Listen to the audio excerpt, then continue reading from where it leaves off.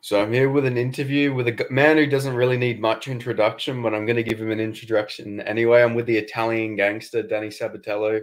How you going, Danny? I'm doing good. I'm doing good, bro. How you doing? Yeah, not too bad. You've been out. You haven't had a fight this year so far. Are you looking to get yourself booked real soon?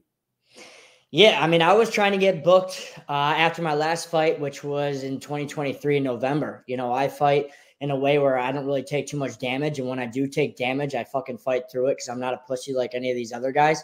I fight hurt, I fight injured. I'm always down to fight. I've been looking for a fight for almost a year now. We're upcoming on almost a year, so I want to get in there ASAP.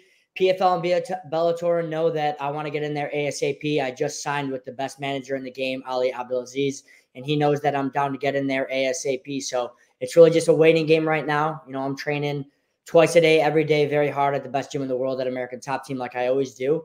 And I'm just going nuts over here because if I don't fight, I go nuts. I do this fucking shit to fight.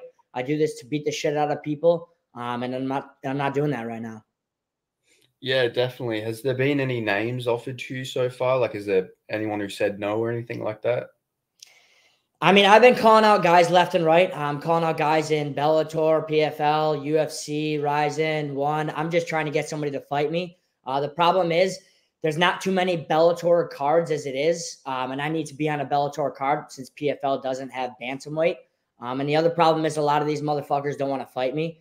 A lot of things happen behind the scenes where a lot of people's favorite fighters say anytime, anywhere, any place, anybody. That's just not the case. Most likely your favorite fighter out there is a pussy. He won't fight everybody. And that's kind of what I'm running into right now is a lot of people won't fight me. So a lot of stars have to align and they just really haven't been lately. I got a lot of guys on my mind, but at the end of the day, I'll fight anybody. I'll fight Stotts again for the third time. I'll fight Patchy for the belt. I'll fight Magomed again. I need to get that one back. I'll fight this pussy out in Ireland. I think his last name is Clark. I've been wanting the James Gallagher fight for a while now. He's a pussy. He's ducking me. So a bunch of these guys are ducking me, and I think it just will come to a point where Bellator just says, hey, listen, you have to fight Danny Sabatello, the Italian gangster, and I'm just waiting for that day. Yeah, absolutely. What did you make of that Magomed mix fight? Like, how'd you score it, or did you even watch it? Yeah, I watched it. I thought it was very sloppy on both those guys. I thought it was a very close fight. I don't know who won. When it went to the scorecards, I thought it was a coin flip. I didn't think whoever was going to win either way was a robbery. I thought that Magomed gave Patchy a little bit too much respect in the beginning, but then he realized that Patchy isn't very good. In fact, he fucking sucks, especially on his feet. I think Patchy looked flat and slow on his feet. I know Magomed dropped him on the feet. I think he should have just kept going to that. Magomed at one point shot in, and Patchy does his little bullshit guillotine that is really his only move. So it was a close fight, somewhat entertaining, but kind of sloppy. I'm just chomping at the bits to get in there with both those guys. I think back to being in Japan and fighting Magomed. I was mopping the floor with him. I took him down within 30 seconds and just started beating on him until he landed something lucky, and that was his only route to victory, and he knew that. So it's hard for me to watch that fight. I've watched it a couple times, but I just know I'm so much better than those guys. I just need the opportunity to show it. Yeah, absolutely, man. Like, and you're like one of the only people that hasn't actually got to fight mix yet. So, like, I feel like that's a fight like people do want to see. Fresh matchups are always good. So, I'd Yeah, love to see that. absolutely. That fight will happen. It's just a matter of time. Patchy has beaten all the top guys in Bellator. He's beaten Stotts. He's beaten Magomed. He's beaten all those guys. The only guy he hasn't beaten is me. And there's rumblings that he's going to fight Higo, which is my sloppy seconds. And I think he'll beat Higo. I don't know. I think it's a close fight. Maybe I don't really give a fuck. It really should just be me in there against him. But I get it. And, when me and Patchy fight, it will be a very high-level fight. It'll be two of the best bantamweights in the world, and I honestly think that I dominate him. I don't think he's better than me anywhere. He certainly isn't better than me on the feet, and he certainly isn't better than me on the ground. So it's only a matter of time, and when we do fight, I think we both got big names where it's one of the biggest fights that can be put on, and I'm very excited for that. But first things first, I need to get a fight first because it's probably not going to be him, and then we'll just keep going from there. Yeah, absolutely. And like, who are some of the guys that have said no to you so far? I want to say exactly because I have my manager trying to tell me to keep it confidential when guys don't say no. Okay, yeah. At a date that is necessary, I will be saying that because there are multiple guys that have said no, and I'll kind of use that as leverage. But right now, just mainly the guys that if you think that have said no to me, they absolutely have, because I've been calling out everybody. And it's funny nowadays, even when I call people out on Twitter and Instagram and everything, nobody's even answering because they know that they won't sign the agreement to fight me. But I think I got this guy, Clark from Ireland, that said that he's down. I don't know if he actually would be if pen came to paper, but I'm hoping that, I think I'm not going to be on this Ireland card coming up here in June. And the next Bellator cards will be in September. And I believe there's 2 of them, one in London, one in San Diego. So I'm trying to land on one of those and hopefully against this Clark pussy, but I don't know if he's man enough to fight me. Yeah, yeah, definitely. Like, I feel like he should take the opportunity, like you're a big name, like you're one of the biggest fights, like you're gonna bring eyes and attention. Like, honestly, I don't really even know who Clark is. So, like, I'm not even like exaggerating. Like, I feel like him fighting you will really help his name. So I feel Yeah, like it'd be absolutely. stupid. He's an undefeated guy and he's out of Ireland. And all those Irish guys just tried to ride the coattails of Conor McGregor, even though they're not. All the Irish fighters fucking suck. They've only had one good one over the years, and that's Conor. So I do think I'll beat up on this guy. But to me, I don't understand how a fighter will ever say no. If you got into this fighting, I don't understand how you're not trying to be the best and prove that you're the best. We're supposed to be the biggest, toughest savages out there. And as the years goes on, I'm learning that that's not the case. Most of these guys are fucking pussies. Most of these guys do say no. I think when you listen to interviews and everything and you hear guys call out people, I don't think they're even serious about it. I take every interview with a grain of salt because most of the time there's too much happening behind the scenes where people say no to fights.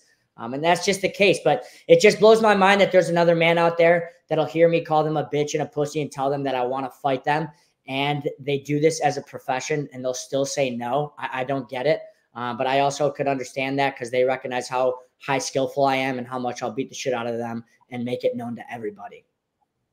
Yeah, definitely, man. Like, yeah, you're in the fight business, so like fight. I feel like that's the main thing that a lot of these fighters forget is that you're in the fight business to fight, like, yeah, I don't Absolutely. And understand also it. it doesn't do you any favors with the promotion. If you keep saying no to these promotions, they're going to start getting pissed at you because, at the end of the day, we're not matchmakers. They have a matchmaker. PFL has a matchmaker. Bellator has a matchmaker. If you keep saying no, the jig is going to be up that you're a fucking pussy.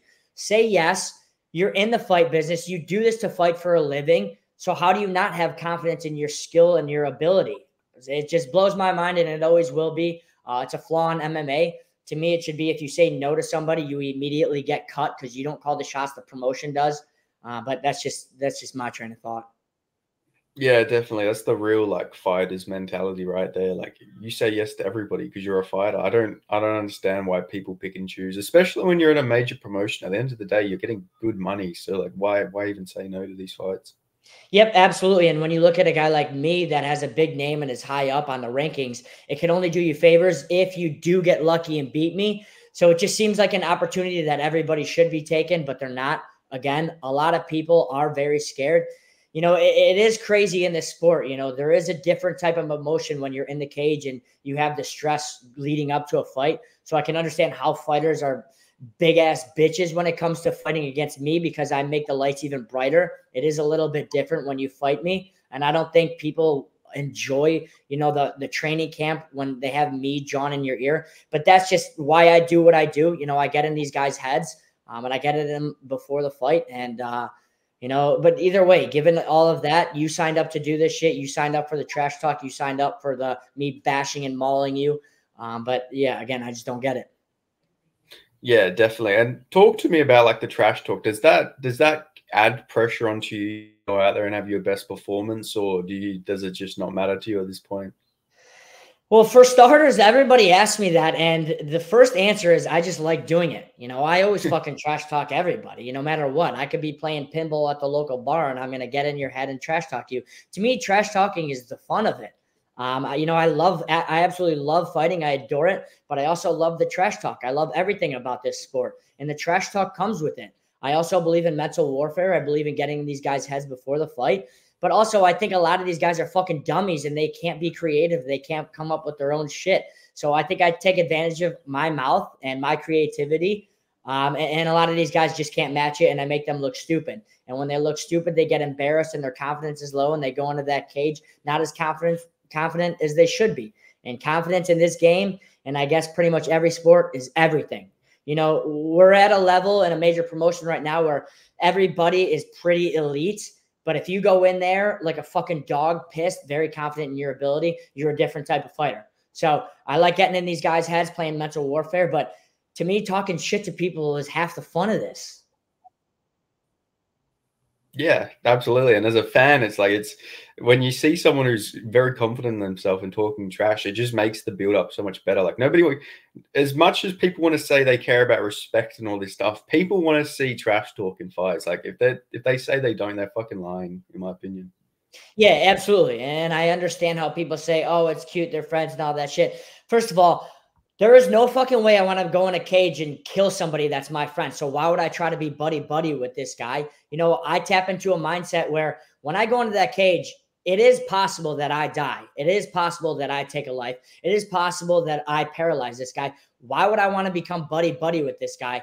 Second off, you're not doing yourself any favors because nobody wants to see that shit. The eyeballs get drawn to the drama. Look at Conor McGregor and Chael Sonnen. Those guys are just full of drama, and that's what the eyeballs wants, you know. And I don't do this just for the eyeballs. I don't do this for a gimmick. None of this shit is fake. I really do have to tap into a mindset where I want to fucking kill these guys, and I need to hate them. I don't understand how people can go into a fight and try to bash a guy's face in front of his family on live television in front of the entire world, but still want to respect the guy. I think that people do that train of thought and that mindset where they're not trash talking because they want to give themselves a false sense of security. I think they want to go in there acting like, oh, nothing bad is going to happen. Me and this guy are buddy-buddy. No, I don't want that at all. I need the guy across the cage for me to know that I will snap my arm off and beat him over the fucking head if I have to. Yeah, absolutely. Like I can tell you're very authentic with your personality. I think, there's guys like Colby Covington, obviously, who you can tell he's playing a character. But like with you, I can tell like it's just generally your authentic self. Like, because I even went back and watched your old fights, and you've been doing this for years. Like you've always been true to yourself.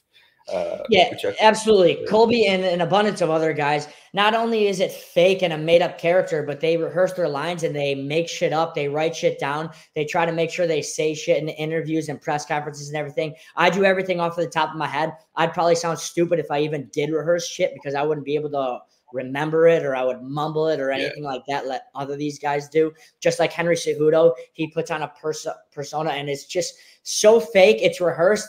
And it's not real. I think people are starting to understand that I am authentic in this. And if you really wanted to, you could even go all the way back to high school. I have highlights out there where I'm a complete jackass, but I've kind of always been like that with competition. And everybody that knows me, that's my friends and family. When it's not including a fight or a wrestling match or anything of competition nature, I'm very nice. I'm the most loyal guy there is. I take care of my own. I'll kill and I'll die for my friends and family. But if you step across the line and cross the cage from me, then I'm going to want to fucking kill you and I'm going to trash talk you.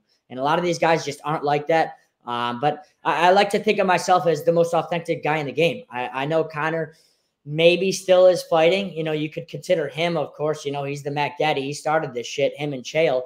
But there's nobody else really in the game that is like me, that is authentic like that. Yeah, like I definitely agree. I even went back and watched one of your fights, and I just got to check what the guy's name was. But he, you were actually trying to shake his hand afterwards, and he was just not having it. Like, you were scheduled to fight him twice before you fought him. I'm just going to find his name up right now, because I was wondering why was he so like upset afterwards. Like, what was his name? Sorry, was it in Bellator? It was outside of Bellator. It was Raymond Ramos. Oh, okay. Yeah, Titan. When I submitted him in the first round of Titan FC and I absolutely dunked on him. Yeah, I didn't understand that either. Going into the fight and during the fight, obviously it's absolute hatred and war. But after the fight, I don't really see a need to keep the trash talk up. I think the respect should happen after the fight. I don't think that kid really understood the game, and a lot of these guys do. A lot of these guys take it a little too personal. After the fight, I've always been the same. I don't really hold grudges. When it's all said and done, it's all said and done. There's no more need. I don't feel a need to rub it in after the job is done. I don't think that's doing yourself any favors either. I don't think people want to see that, or it's even, that's not even authentic to me. The second after that bell rings, that third round or that fifth round bell rings, I already have my eyes set on the next fight. I don't really give a fuck about this piece of shit anymore. You know what? Good job. Great fight. Great lead up. On to the next motherfucker. But some people just aren't like that. Yeah, definitely. Because I thought that was a bit weird of him. You just beat him. He should be the one showing you respect. But yeah, I don't know. That seemed a bit weird on his end. Yeah, I've had a couple guys out there after I beat the shit out of them. I could understand if you're mad at yourself, but there's no need to just go do anything and not shake the guy's hand afterwards. Just because, listen, if I'm not trying to brag about beating you right after, there's no bad blood that should happen after the fight. But again, a lot of these people don't really understand the fight game. Yeah, definitely. I wanted to get your thoughts on some of some of the recent UFC bantamweight fights that have gone down. So I wanted to get your thoughts on Sean O'Malley versus Chito Vera. Did you watch that fight, and what did you think of it? Yeah, unfortunately, I watched the fight. I thought it fucking sucked. I don't know how Chito Vera got a title shot. I know they want to bring up their guy Sean O'Malley and give him layups. They would never have him be against a very good grappler. I guess people are going to say, oh, what about Aljamain Sterling? No, I said very good grappler. But with that Chito Vera fight, I just think that guy sucks. He doesn't even throw. He has no volume. And a lot of times it's just aggravating watching these UFC fights because a lot of the guys in the bantamweight division and, really in any division in the UFC, there's not really high level grappling. And Sean O'Malley, I just know I would just kick the shit out of him. A lot of these guys are one-dimensional. Chito isn't even any-dimensional. He doesn't throw. I don't know what that was. I don't know if he was scared or whatever, but then I went back and I watched most of his other fights, and he doesn't really throw at all until he lands one perfect shot. I remember when he fought Dominic Cruz, he was kind of getting touched up. I then just waited until he got the knockout. That's a guy that I would just take down and maul. And then, during that fight, that whole time, I was just thinking that Sean O'Malley would be the easiest guy in the world to take down and just snap his fucking leg and his neck. The guy has no grappling. So I thought it was a mediocre kickboxing match. But, again, with these fights that aren't well-rounded and aren't really MMA, I'll go watch kickboxing. If people are just going to stand for 5 rounds, then I'll go watch something more high level, which is boxing, because boxing has more high level shit than MMA and just stand-up department. And similar, if it's a fight that's only on the ground, then I'll go watch a wrestling match or a jiu-jitsu tournament. When I'm watching these fights, the thing that excites me the most is I want to see a lot on the feet and a lot on the ground. I want to see everything. I want to see submission attempts. I want to see wrestling. I want to see kicking. I want to see punching. I want to see it all. That fight didn't have it all. That was 2 one-dimensional guys, and Sean O'Malley's just better on the feet. But again, it's frustrating because I know I beat the fuck out of both of them. Easy, finish, easy. But not just me. I think there's a lot of guys in the Bantamweight Bellator tournament that would be UFC champion because we do have strong grappling backgrounds. And you look at the guys at the top at UFC Bantamweight, and they're just not strong grapplers. Yeah, definitely. It's pretty telling when, Merab is so good in the UFC because he's just got such good grappling compared to everybody else. Yeah, Merab absolutely dominates these guys because these other guys suck. And the funny thing is I always tell people, I don't think Merab has good grappling. I think he has good takedowns. If you look at his fights, and even against a guy like Peter Yan, who doesn't have any grappling, Peter Yan was able to get up countless times. In all of Merab's fights, these guys are able to get up so easily. I don't get it. I don't know if he's ever taken a grappling class. He has very good takedowns. He obviously takes guys down 20, 30, 40 times, whatever the fuck it is, but he can't keep anybody down. If you fight a guy like me, first off, Merab would never fucking take me down. And even if he did, I would get right back up and I would take him down. So the grappling across the board in the top 10 in the UFC is just atrocious. The biggest grappler is just a takedown specialist. He can't hold anybody down. He can't get anybody's back. He can't get the triangle in. He can't do anything. But that is what it is. That's the UFC, and they're just not the best grapplers. Yeah, definitely. And you mentioned Peter Yan. I know you did used to train with him. So do you not train with Peter anymore? He did one of his camps at American Top Team. So I went with him a good amount.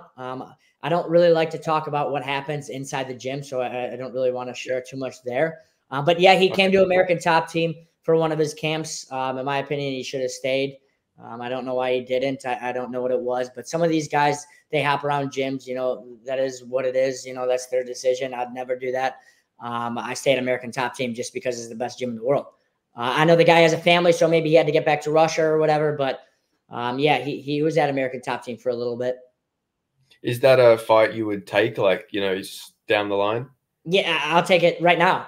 I'll chug 10 shots of Tito's vodka right now, and I'll go fight him. I'll fight any of these guys, any of them.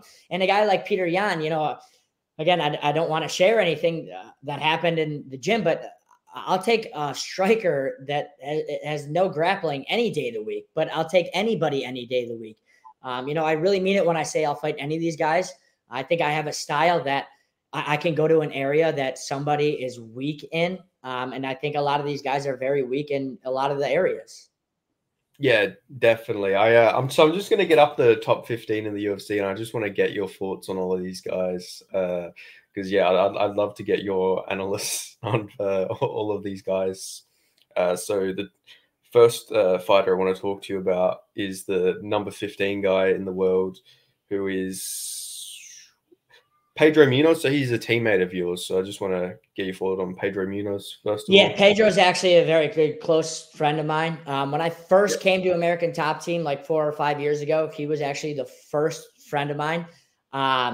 And I went with him every single day. Him and Kyoji, I was going with for Kyoji Horiguchi. I was going with, every day drilling. And they're the reason that I've leveled up.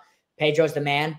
He's a savage. He's very exciting to watch. Every single one of his fights, his fireworks and must see. His knockout against Cody Garbrandt was just electric. So he's the man. No bad blood there. He's an American Top Team teammate. He's an ally. He's a fellow soldier. I got nothing but respect for Pedro. Yeah, absolutely. Then number 14, we have Jonathan Martinez. I don't know who that is. Some of these guys in the UFC, I don't know who they are. And I try to stay away from shitty fighters because this is going to sound crazy, but if I watch a shitty fighter, I feel like I'm getting worse because I might pick up on their techniques. So a guy like Jonathan Martinez, I don't know who he is because he probably sucks. So Martinez is the guy who Jose Aldo just came out of retirement and beat up in Brazil. So he's that guy. Okay. Yeah, I didn't watch that fight. Okay, yeah. Then we had number 13, Dominic Cruz. Yeah, he's past his prime. I mean, that guy's done. I think he should hang it up. I think it's only a matter of time before he gets knocked out bad and then is forced out of the sport. That unfortunately that does happen. And I know a lot of people like him, but I think a lot of people need to understand that he sucks now. He's terrible. I don't really know who on the roster he would beat. They obviously, when you get older in age, they try to set you up with somebody comparable. Right now, he's just too slow. And with his style of fighting and his footwork and his movement, that's not an old man's game. He can't do that at an old age. The fighters that are younger than you are going to be quicker than you. And it worked out for him with his footwork and his unorthodoxness for a while, but you can't do that when you're too old. So I think that guy's done, especially with his fighting style. If he switches up his fighting style, maybe it's possible. Who knows his ability? But with his fighting style right now, you can't do that as an old man. Yeah, definitely. Definitely moving around as much as he does, it's going to be harder, especially, getting slower and stuff like that. Yeah, I definitely agree with that assessment. Then we have number 12, Mario Batista. Yeah, that's another guy. I don't know who the fuck that is. I don't know, so I'm just going to take the safe route and say he's a bitch. Okay, then we have number 11, Kyler Phillips, if you know who that is. Is he the guy with the long hair? Yeah, he just beat Pedro, I think. Yeah. Yeah, he sucks. He got lucky against Pedro. I don't really know too many of his fights. I only saw the one against Pedro. It didn't impress me. I think he kicks a lot, right? Yeah, big kicker. Yeah, big kicker, and he sucks. It's slow. It's soft. He's terrible. Okay, then number 10, we have Umar Nurmagomedov. Yeah, Umar, people are so high up on this guy because he's a big grappler. Obviously, that he has that last name, Nurmagomedov. That's a guy that, if he doesn't have that last name, I don't think he's as popular. Obviously, he's going to be Khabib, under Khabib's wing and in that family. And people are going to be very high on him just because he isn't fighting very high-level guys. I know in his last fight, he got dropped on his feet and he had to start grappling. And I don't even think his grappling looked that good because the guy that he fought's grappling was terrible too. I haven't seen too many of his fights. I only saw that last one, but I think he's going to keep getting bigger just because he's not fighting guys that have elite level grappling. So he's going to keep mauling these guys. I know that he has a fight against Corey Sandhagen, and Corey Sandhagen has absolutely atrocious ground game. So unless Corey Sandhagen gets lucky and knocks him out, that Nurmagomedov guy is going to keep getting popular because he's going to maul these guys. Yeah, I definitely agree with that. The number 9, we have Rob Font. Rob Font, yeah, he's the boxing guy. He likes to box, and he keeps his hands like this when he's fighting. Yeah. I think that guy's got big hands, and I think he's slow. He sucks. He has no ground game. They say he has power, but you fight a guy like me that moves too much and is too lengthy, you're not going to land the power shot. So I think if he doesn't land the power shot, that guy is terrible. Everybody can wind up for a punch and knock somebody out. Even non-fighters, if you put full force into a punch, you can knock somebody out. I think that's just what that guy is. I would actually love to fight that guy. If I get the chance, I would want to fight him because I think I finished him with inside 28 seconds. But yeah, not very good. Yeah, awesome. The number 8, we have Jose Aldo, who just took Martinez's spot. Yeah, Jose Aldo, he was very good. He was a legend of the sport. But unfortunately, I think his mindset's a little bit different. If you do retire and even if you do come back, I don't think you're the same mentally. In this game, you can't have one foot in the door, one foot out the door. And I think that's his case. I think he got a layup with his last fight against that guy. But I don't think he's the same fighter. I think he'll be exposed rather sooner than just go back into retirement. Once you have that mindset of, oh, hey, you don't want to fight anymore and you don't want to be a warrior and you don't want to be different from the entire world. You don't want to be looked at as, the sick weirdo that nobody really understands. Then you're done. You can't compete with the highest of the highs. He could keep winning if he gets guys that are unranked and not very good. But I don't see him at the top of the game anymore. Yeah, I agree with that 1 foot in, 1 foot out. You see it with a lot of guys. Like Luke Rockhold's probably the best example of it. He was doing modeling and stuff like that, and then he comes back and just gets KO'd all them times. Yeah, it's definitely not a sport where you can have 1 foot out.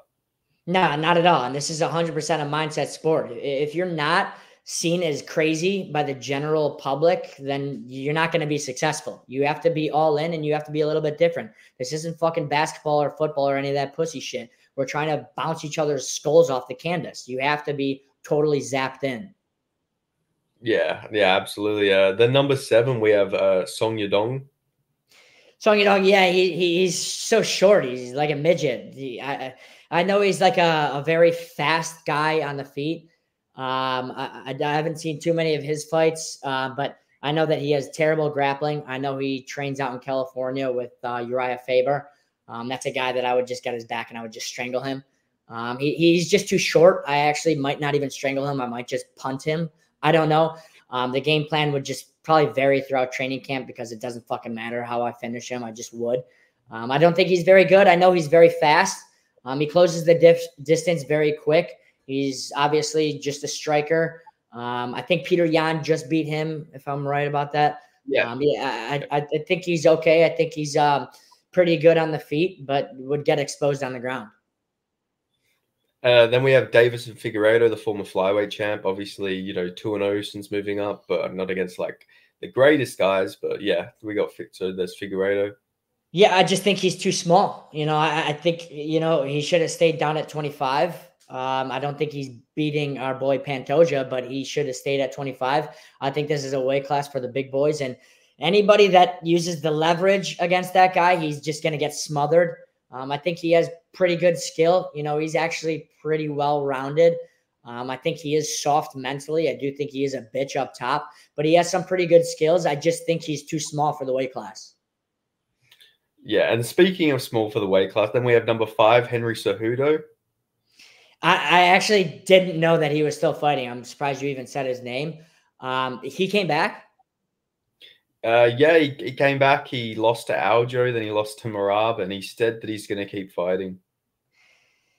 Fuck, dude. I'll fight that guy for free. I think he's done. He's another guy that you can't be 1 foot in the door, 1 foot out. Although I do think his first retirement was a PR stunt. That guy was not retired. You know, when he first retired, the first thing I said is that guy will be back. Everybody knew it. And he's the cringiest guy ever. I would like to fight him just because I would want to hear what he has to say to me, who actually could trash talk. But then if you go in there, I would just absolutely maul him. I think, you know, he obviously went to the Olympics or maybe even won an Olympic medal. I don't remember, but this is MMA. The grappling in MMA is very different. The takedowns are very different. Everything is different. You know, a lot of the wrestlers go over to MMA and they're not successful. A lot of wrestlers come over to MMA and are successful. You know, sometimes there's just no rhyme or reason. There isn't an exact formula, but it is very different. The MMA wrestling is very different, and I think he's done. I don't think that's a guy that will have high success anymore. I think he's just going to get mauled from the top guys and then retire again. Yeah, like definitely. And yeah, like you say, as soon as he retired, it was probably the dumbest decision he ever made, because firstly, he didn't get the money he was looking for, and he just wasted years of his prime. So it's got to go down as like one of the worst decisions that a fighter's ever made, probably, to retire at that point. Yeah, and my thought, it absolutely is the worst. Also, because I think he was very good when he did retire. You know, a lot of guys are sometimes coming down off of their prime and they retire. Maybe they retired too soon. They think that was a guy that was pretty much at the top and decided to retire. I think it was the dumbest thing anybody can ever do, but you know, the guy's just an idiot. So what are you going to do? Yeah, exactly. Then we have at number 4, we have Marlon Vera, so Cheeto Vera. Yeah, I think he sucks. I actually am surprised he's at 4. I understand he's beaten some guys, but if you just do the simple eye test, you see this guy is not number 4. I don't even know if he's number 10. But it's always just so tricky because I look at a guy like him and I see, okay, yeah, maybe number 4, but I guess maybe he actually does deserve that because the guys below him aren't going to take him down and ragdoll him, and they don't have grappling either. So, you know, if you compare him to me, I think he's fucking terrible. I don't know how that is the number 4 ranked guy in the UFC, but you know, maybe it's justified because he would land a lucky strike on any of the other guys. You know, I think he's, again, very one-dimensional. He's not fast. He's durable. His best attribute, the best thing you could say about the guy, he's good at getting the shit kicked out of him, and that's it. Yeah, looking at it, like his fights, like even Corey Sandhagen went out there and wrestled him. Like that's pretty crazy when you like hear that out loud. Like Corey Sandhagen was known for having not the greatest takedown defense, and he's going out there and wrestle fucking Marlon Vera. So yeah, I definitely agree with that. His takedown defense, it's like it's non-existent at points. It feels like. I don't know if he even practices it. It looks like he doesn't practice it.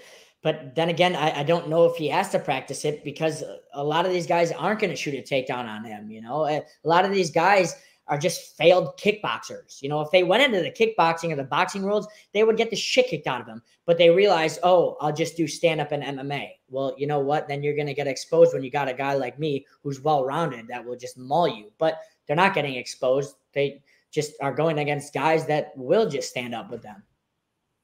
Yeah, definitely. Then at number 3, we do have Peter Yan. So yeah, what's your thoughts on Peter? Yeah, I mean, it's tough. I don't want to talk trash about a guy that was American top team at one point, and you know we drilled together, but I beat him. You know, I'll fight him. I'll fight him right now. You know, if we are in the same promotion one day, let's go. You know, and that's that.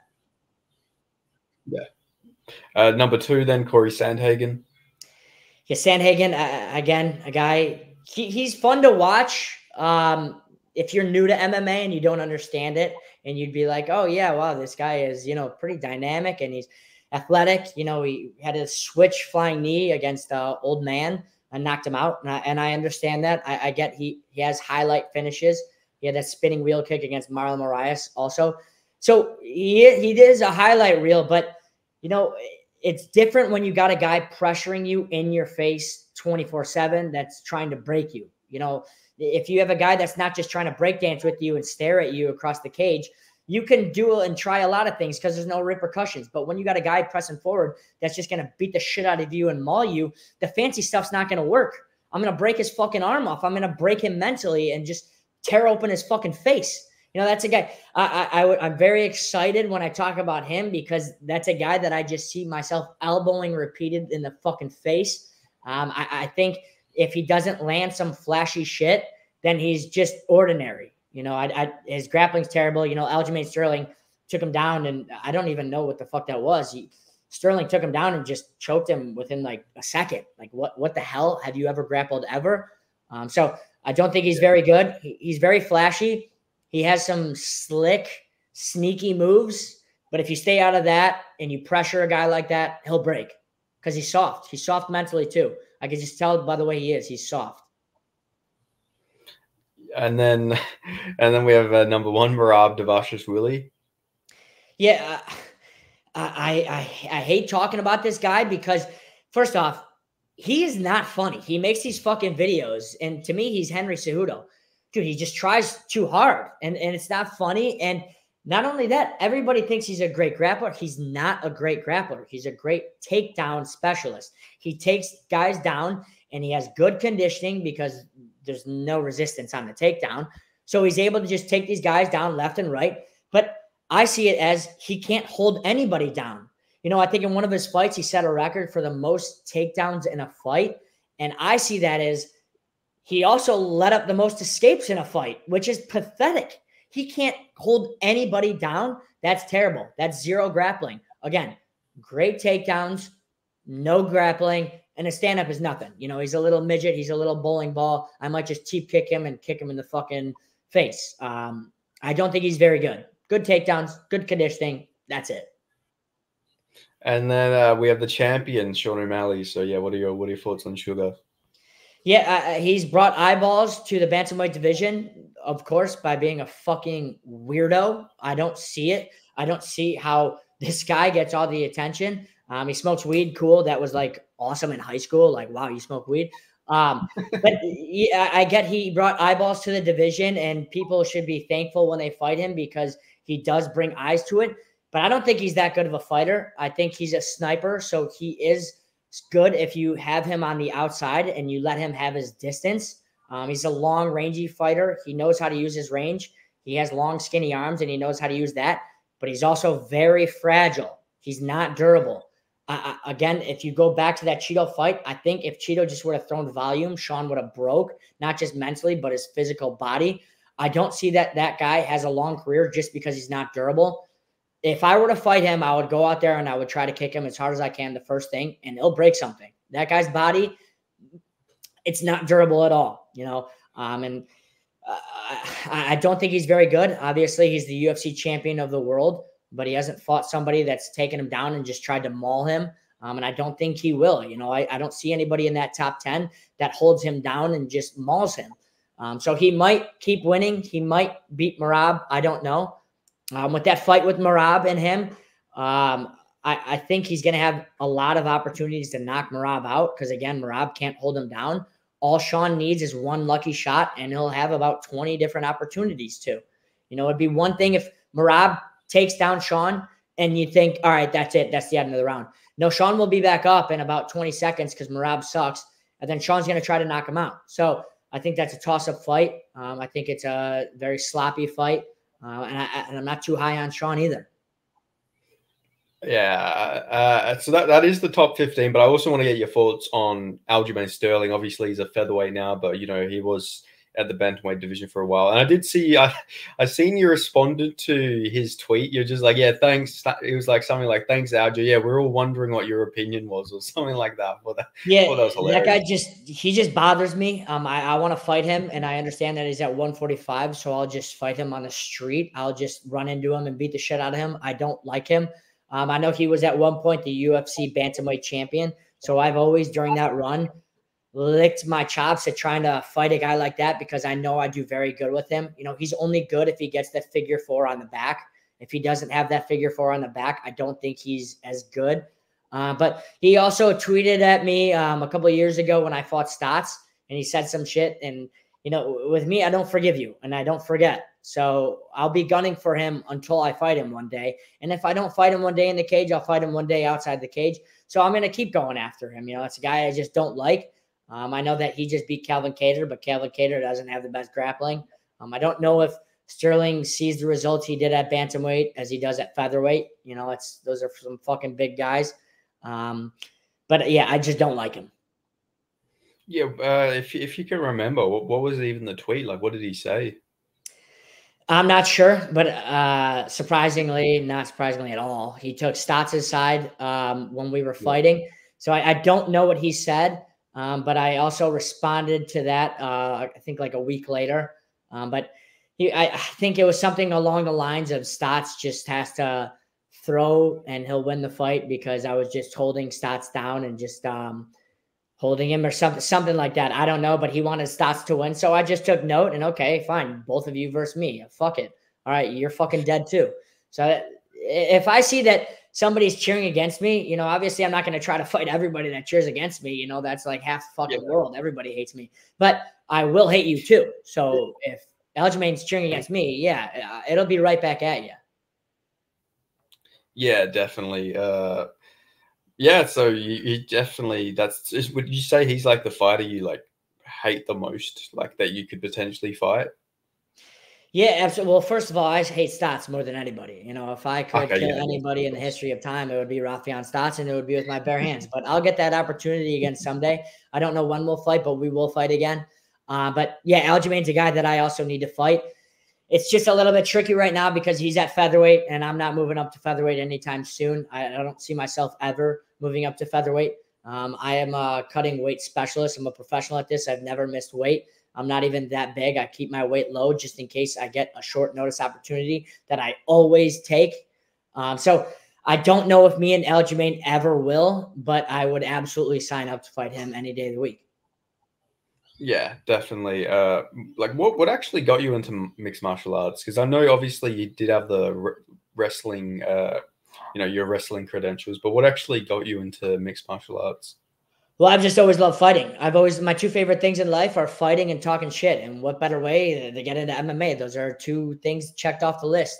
I started wrestling, and throughout my wrestling career, it was always with the intent that once wrestling was done, I would go into MMA. I've always loved it. I've always loved testing yourself mentally and physically. I've loved the mano a mano, not falling back on anybody. When you lose, it's on you. I just love it. It's all I really think about. Again, I always say I don't have hobbies. I don't really have any shit on my mind. I look forward to practices, during the week and even on weekends. I sometimes don't even want to do shit because I'm so jacked up for practice. That is my fun. That is my release. And it's always been that way. And the good thing about MMA is you're always learning. In basketball and football, I suppose there's different techniques and different dynamics. With MMA, there's so many different disciplines and so many different techniques that you can always pick up on and learn. And to me, I'm at the best gym in the world. I'm always learning. My head coach, Mike Brown, is an MMA guru. I can't pick enough off that guy. When practice ends, I get pissed because I want to learn even more. I want to become the best MMA fighter of all time. And I've just always been like that. There isn't one specific area or one specific time where I said, oh my God, you know what? I want to be an MMA fighter. I just always knew that I was going to be one. Okay, yeah. And was American Top Team always the gym? Was that your first gym and always been your gym, or have you trained anywhere else before American Top Team? No, I actually, after college, so I wrestled in the Big Ten at Purdue University in Indiana. And when I moved home, I moved back to Chicago, and there's not really any good gyms in Chicago. And I'm all in. I'm a very dedicated person, and I always try to be the best that I can be. And that's the champion of the world. So I knew I needed to go to the best gym in the world, and that's down in Coconut Creek, Florida, South Florida, at American Top Team. So I dedicated my whole life. I moved everything down to South Florida, and I hit the ground running there. I didn't know anybody even in the state of Florida, but that didn't matter to me. All I care about is fighting and becoming a fucking champion, and I will be a champion someday. I have that work ethic. I don't quit. I have the loyalty to the gym. I have the best coaches in my corner. I have the best teammates in my corner. I have the body. I have the conditioning. I have the God-given ability for this. So it's only a matter of time before I become a champion. And a lot of that has to do with American Top Team. Yeah, and you speak about like how good the gym is. Like, how good did Dustin Poirier look last weekend? You know, he didn't get his hand raised, unfortunately, but I mean, just everyone was completely counting him out, and he went in there and he almost went in there and knocked out Islam and looked really good in my opinion. Have you got many interactions with Dustin? You know, I know American Top Team's a big gym, but yeah, just Yeah, absolutely. I see Dustin on the mats every day. I've gone with him and I helped him with his grappling a little bit. But you have absolute killers helping Dustin with his grappling.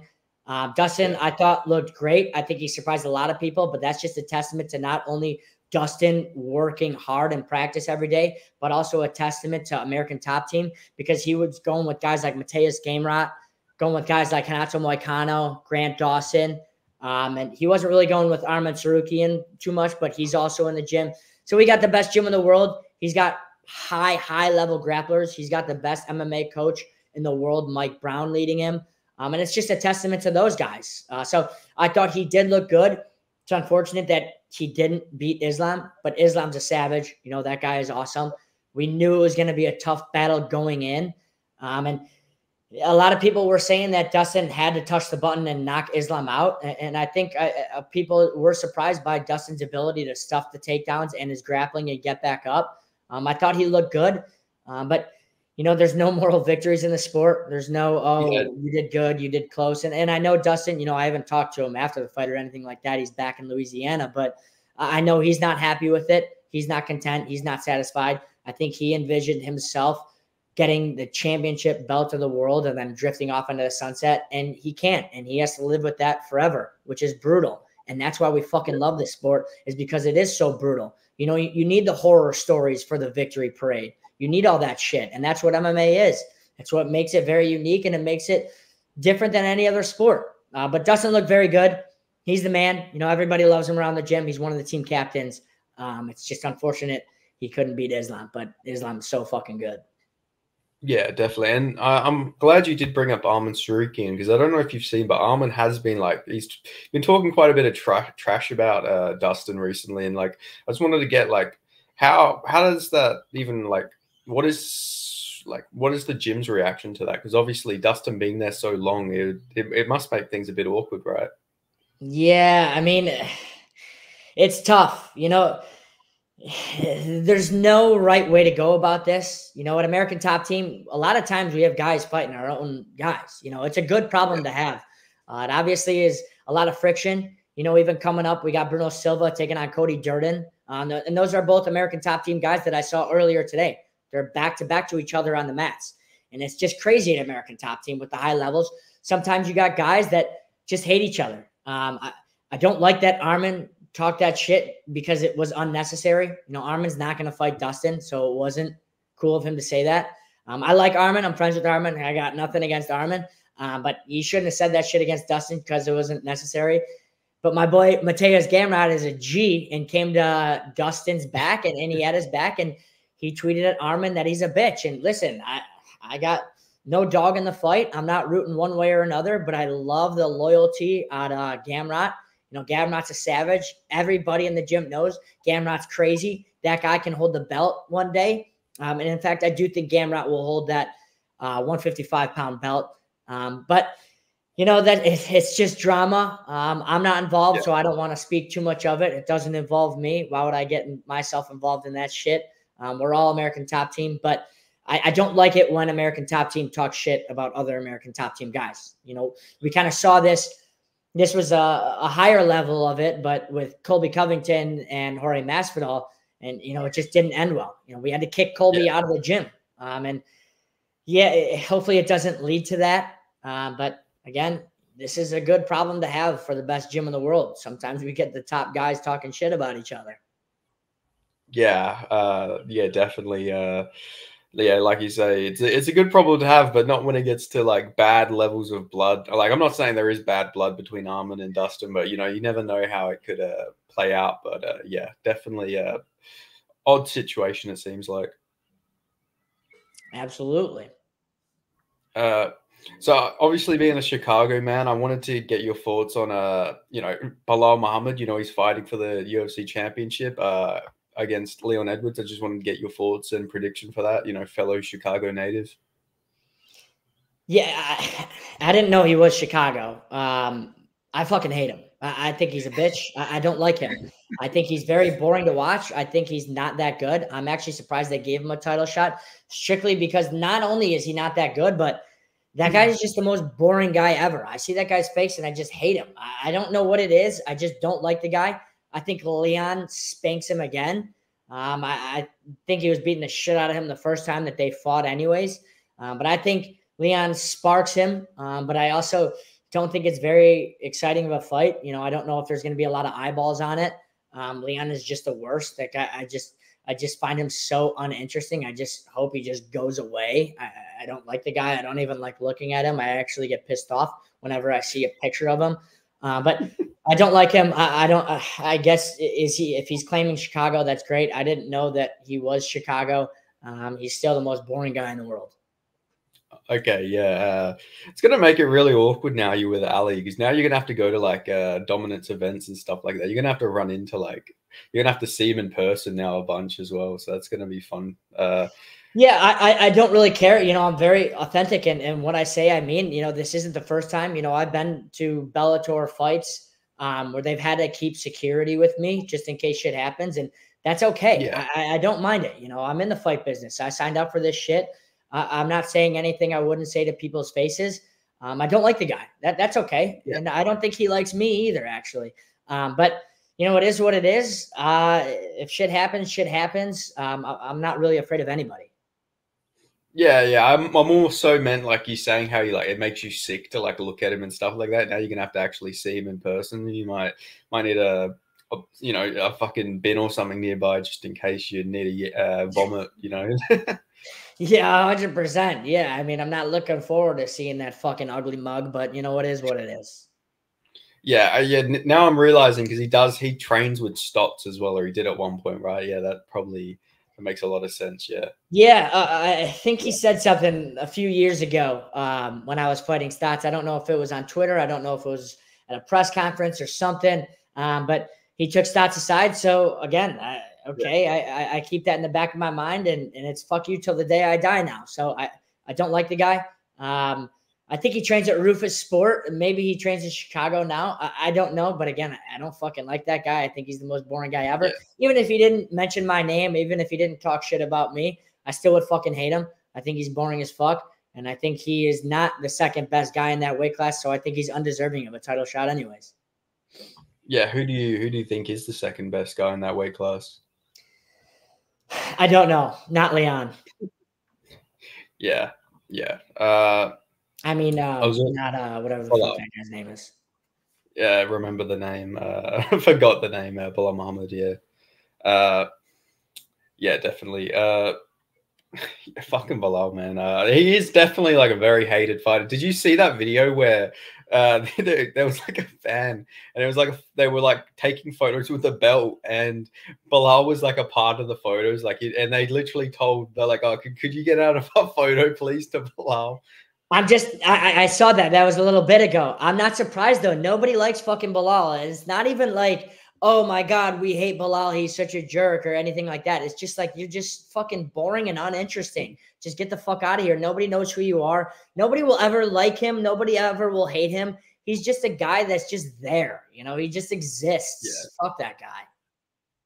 Yeah, the thing that annoys me, like I thought he was pretty boring to watch, but the thing that's annoyed me recently is like he's like, I know he trains with Islam and all them guys, but like he really like dick rides them, or like an insane amount. Like he was saying about how like Charles Oliveira's a quitter and all this. Like he purposely got himself cut so he didn't have to fight Islam. And it's like, no, I don't think he's purposely, you know, getting his eyebrow fucking cut open and stuff like that. I just thought it was very stupid of Bilal to say. Yeah, and that's right on character for him. He's a fake motherfucker, and he's a dick rider. He loves all those fucking guys, and he hops gyms, and he's just the opposite of me.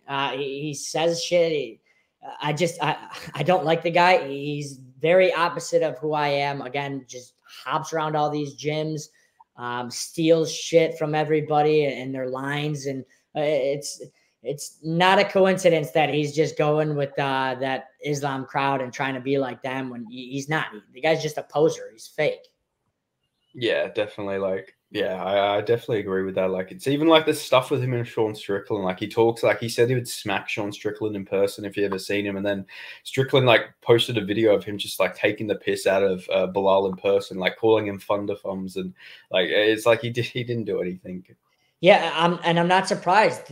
That's I think people can kind of like see that though. They see that. All right, Bilal is fake. If you're gonna call out Strickland, dude, Strickland would fucking murder you. And you think you're saying that shit to Strickland's face?